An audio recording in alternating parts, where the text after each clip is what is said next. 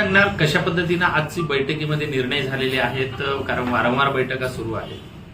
आज आदरणीय फाटक साहेब, आम्ही तिन्ही आमदार, आमच्या जिल्हाध्यक्षा सौ प्रज्ञाताई, महेंद्र पाटील, शिवसेनेचे जिल्हाप्रमुख निलेश तेंडुलकर आणि आमचे नेते चौधरी साहेब, आम्ही सगळे एकत्र बसलेलो. चर्चा झाली. चर्चामध्ये 2 ते 3 जागा यावरती तोडगा काढण्याचे संपूर्ण अधिकार प्रदेशाचे आहेत. ते निर्णय घेतील. पण युती आमची झालेली आहे.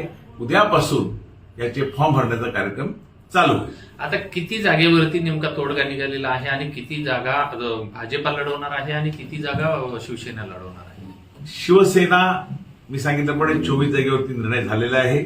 बाकीच्या जागा आहेत त्या संदर्भात आज संध्याकाळपर्यंत आमचे वरिष्ठ आहेत माननीय किती जागा मुख्यमंत्री आहेत? बाकीच्या म्हणजे 2 ते 3 जागा, 4 जागा असतील तर थोड्याफार जागा आहेत. म्हणजे तो निर्णय होण्यासारखा झालेलाच आहे.